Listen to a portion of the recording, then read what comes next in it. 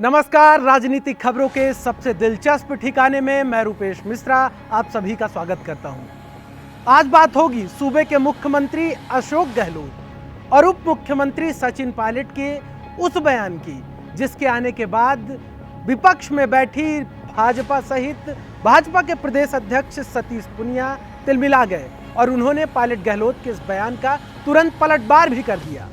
क्या है पूरा मामला, इसे विस्तार से समझने के लिए देखिए हमारी सबसे विशेष रिपोर्ट। पेट में रोटी तन पर कपड़ा मिल जाए तो फिर क्या लफड़ा। शायद इस फिल्मी गाने का ये तराना ही मजदूरों का असल सच है।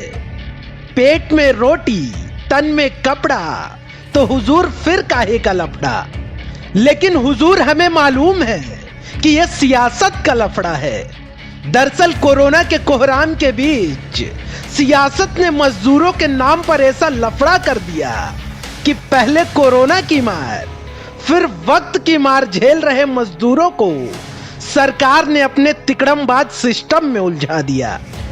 बात ओछी सियासत की भी होगी, लेकिन उससे पहले मजदूरों की असहनीय पीड़ा की एक बानगी आप भी देख लीजिए। दरअसल इनका असल दर्द दास्तां तो इतना है कि हकीकत सुनकर आपका कलेजा मुंह को आ जाएगा। है हिम्मत तो देखिए इनकी बेबसी, देखिए इनके पैरों के छाले, देखिए इस मां की मजबूरी जो सैकड़ों किलोमीटर का फासला तय कर अपनी दूध मुही बच्ची को आंचल में छिपाकर मंजिल पाना चाहती है। भूखे प्यासे ये मजदूर अपने छोटे छोटे बच्चों और परिवार के साथ पलायन करने को मजबूर हैं। दरअसल ये तस्वीर महज तस्वीर नहीं बल्कि हमारे सरकार और सिस्टम की लाचारी का प्रतीक है। ये तस्वीरें बता रही हैं कि आवाम के दर्द से सत्ता की सेहत पर कोई विशेष फर्क नहीं पड़ता है। तभी तो अन्य प्रदेशों में फंसे मजदूरों की अपने घर वापसी पर ही सियासत शुरू हो गई। ट्रेन में इस मुश्किल घड़ी में अपने घर लौटे मजदूरों से पैसा वसूला गया। शर्मनाक है ये, शर्मनाक। जब मजदूरों के पैसे से ही बागों में बहार लानी थी तो फिर क्यों बनाया प्रधानमंत्री और मुख्यमंत्री राहत कोष, क्यों सरकारी कर्मचारियों से वसूली की गई। खैर बात मजदूरों की थी तो सियासत सक्रिय हो गई और सोनिया गांधी ने वक्त की नजाकत को पारखी नजरों से परखते हुए ऐलान किया कि अपने प्रदेश लौटे मजदूरों छात्रों का पूरा किराया कांग्रेस पार्टी वहन करेगी।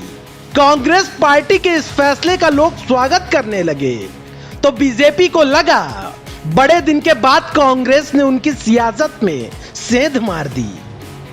लिहाजा राजस्थान में मुख्यमंत्री गहलोत ने भी अधिकारियों की बैठक बुलाई और फौरन इस बात का ऐलान कर दिया कि लॉकडाउन में फंसे श्रमिकों का पूरा खर्च प्रदेश सरकार देगी। सोनिया गांधी के ऐलान के कुछ घंटों के बाद जैसे ही गहलोत सरकार ने यह फैसला लिया, बीजेपी बेचैन हो गई। लिहाजा पूरे मामले पर उप मुख्यमंत्री सचिन पायलट भी आगे आए और सोनिया गांधी के फैसले का स्वागत किया और कहा कि गरीब मजदूरों से किराया वसूलना अशोभनीय है। इस देश को मजबूत बनाने में जो हमारे लेबर हैं, श्रमिक हैं, जो लोग हाथों से मेहनत करते हैं, उन लोगों का बहुत योगदान होता है। और आज लॉकडाउन के तहत वो 40 दिन से अपने घरों से दूर अलग अलग राज्यों में भूखे प्यासे तड़प रहे हैं। अंततः जाके उनको वापस आने की परमिशन मिली है और वो जो रेलों से और ट्रेन से वापस आ रहे हैं उसका किराया भी अगर उनसे वसूला जाए, मैं समझता हूँ ये अशोभनीय है। वहीं कांग्रेस पार्टी के इस मास्टर स्ट्रोक और पायलट गहलोत के इस बयान पर भाजपा ने पलटवार की योजना बनाई और प्रदेश अध्यक्ष सतीश पूनिया आगे आए और ट्वीट करते हुए लिखा कि राज्य सरकार के कोरोना के कुशल प्रबंधन का चित्रण शराब की दुकानों पर दिख रहा है। कोरोना पर राजनीति ना करने का अशोक गहलोत जी ज्ञान बांट रहे हैं, लेकिन रेल टिकट पर सोनिया जी की बात समझ ही नहीं आई। श्रमिकों का किराया 85% रियायत रेलवे देगा और 15% राज्य सरकार। इसमें नई बात क्या है? कुल मिलाकर बात चाहे जो भी हो, लेकिन एक बात तो पूरे देश ने देख ली कि यह संवेदनशील सियासत किसी को नहीं छोड़ने वाली। मौका मिलते ही सियासत सब पर होगी, बस वक्त का इंतजार करिए। और रही बात मजदूरों की, तो दावा है कि सत्ता ने कमर यदि मजदूरों की तोड़ी, तो इस देश के ही मजदूर पल भर में अर्थव्यवस्था की कमर तोड़ देंगे। क्योंकि कवि अदम गोंडवी ने पहले ही कह दिया था कि वो जिसके हाथ में छाले हैं, पैरों में विवाई हैं, उसी के दम से रौनक आपके बगले में आई है। Bureau report, the fact India. तो दोस्तों, देखिए आपने हमारी ये सबसे खास रिपोर्ट कि किस तरीके से मजदूरों पर सियासत शुरू हो गई, किस तरीके से आरोप और प्रत्यारोप का दौर शुरू हो गया। ये तो महज वानगी है।